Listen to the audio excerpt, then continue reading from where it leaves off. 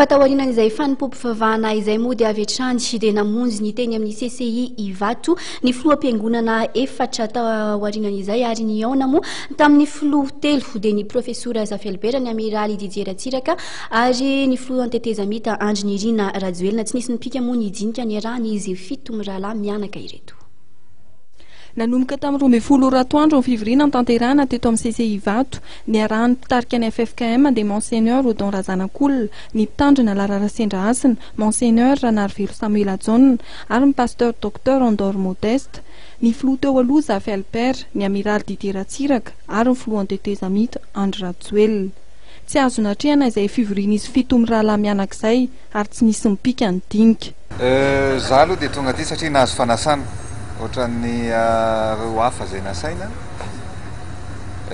hatramin'izay nasain'ny FFM dia tonga ka ny any natongavako aty aloha dia eny satria tsy mazava amiko, tsy fantatro hoe inona ny ordre du jour ny zavatra horesahana ato fa ny afaka holazaiko fotsiny dia ny hoe raha mbola eritreritra ny hoe fanaovana tetezamita vaovao na anitarana ny tetezamita dia tsy zany intsony ny vahaolana ilain'ny vahoaka malagasy ankehitriny fa raha vahaolana hoe ahoana ny ahafahantsika mandeha makany amin'ny fividianana ao anatin'ny fitoniana, ahoana ny anaovana amin'ny fampihavanana dia manaiky sy d'accord amin'izany fa raha ny anaovana tetezamita vaovao zany tsy zany intsony ny andraisan'ny vahoaka zao.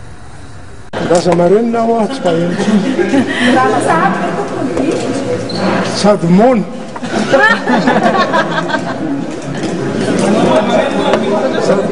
sady marenina ny mona.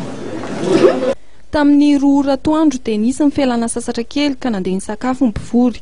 Tamin'io fotoana io ihany koa ny tonga teny toerana ny mpanolotsaina ny filoha antetezamita Andriamatoa Rijara Johnson, Ramatoa Anikra John, Norbert Lalaratsirahonan ary Marante Jean de Dieu. Profesora Miandrosoa Jean Marcel, Profeseur Paul Rajonavelo ary Kotomanatsoa kosa no niara-dita amin'ny Profesora Zafelber efa tonga ny atoandro teny toerana. Andriamatoa Montforce, Profeseur Ange Andrianarsoa kosa niara-dita amin'ny amiraly Didier Ratsiraka. Izy ireo ihany koa dia tsy afaka nanatrika amin'ny fionana fa nijanona tetỳ ivelan'ny efitrano nanaovana ny fivoriana. Anisan'ny tonga teny toerana ny Maître Bakoly Rakotomalala, ny solon-tena ny Ankorafaravavalomanana fa tsy afaka nanatrika ny fivoriana ihany koa. Izao arivo izao dia andrasana ny fionana eo amin'ny miaramila sy ny mpitarika ny FFKM.